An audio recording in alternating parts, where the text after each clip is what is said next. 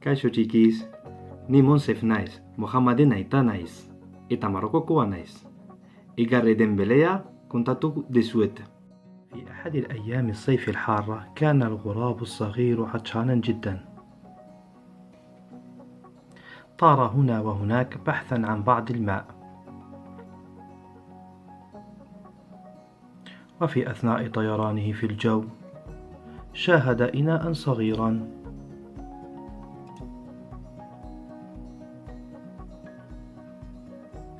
اقترب من الإناء فرأى فيه بعض الماء.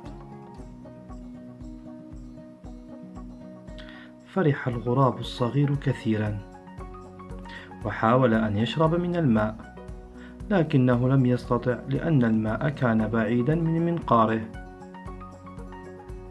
حزن الغراب الصغير وبدأ يفكر: الماء بعيد وأنا عطشان جدا، كيف يمكنني أن أصل إلى الماء؟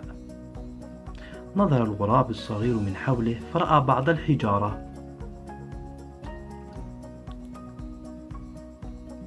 فوجد فكرة ذكية. بدأ بالتقاط الحجارة واحدة بعد الأخرى وأخذ يضعها داخل الإناء.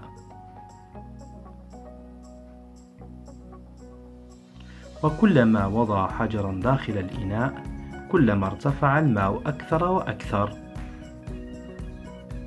بدأ الماء يصعد شيئا فشيئا ويقترب من الغراب الصغير، وأخيرا وصل الماء إلى الأعلى وشرب من الماء حتى ارتوى وطار بعيدا وهو سعيد جدا لأنه استطاع بذكائه أن يحصل على ما يريد.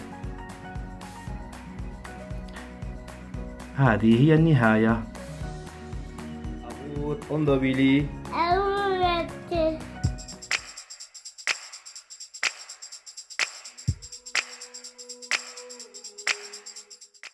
Kaixo, ni Fati naiz eta hau buru gogoraren inpuña kontatuko dizuet.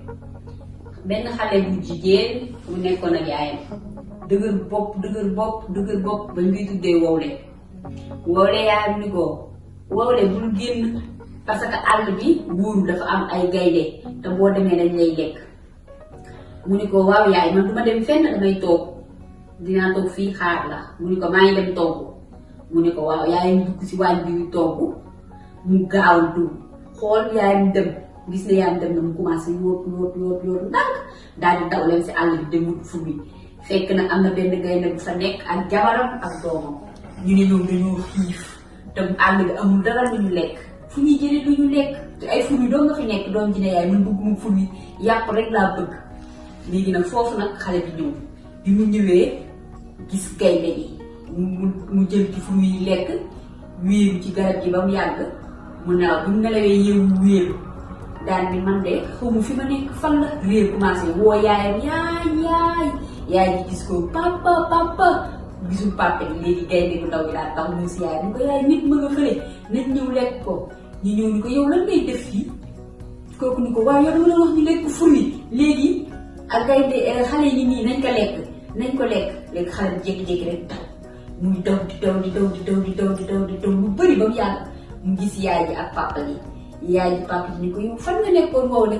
mu ni ko, yaay dama dawoon génn rek gis fële ay gaynde ñu daal may lekk, ni ma dañ ñu bëgg a lekk ma daw.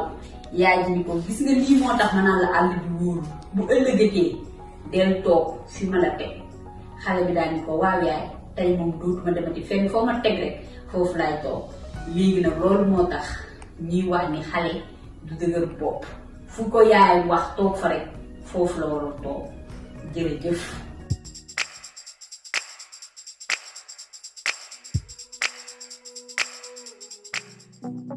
Kaixo, ni Garazi naiz, Mael eta Telmoren ama. Eta orain irakurriko dugu liburu bat eta deitzen da Baserriko abereak. Hemen nauzue Moko, Luma eta Gandor.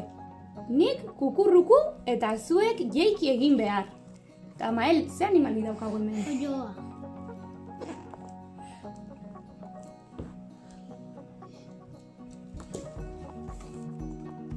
Hau bai bizimodu erosoa.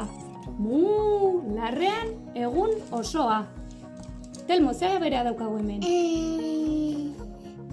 Beia. Eta txoria, mira, eta txoria. Espera que... Zer behar dudan bizitzan? Lokatzetan irauli eta tartean jan. Eta ze animalia hau da, Mael? Herria.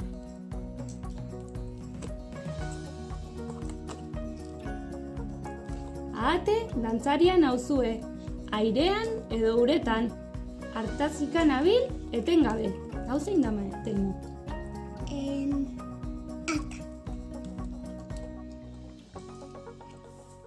Eta azkenik, egunez naiz hotzan, eta langile, gauez, lasterkari, bizkor eta aske. Hau zein da, Mael? Zaldia. Eta bukatu dugu ipuina. Agur!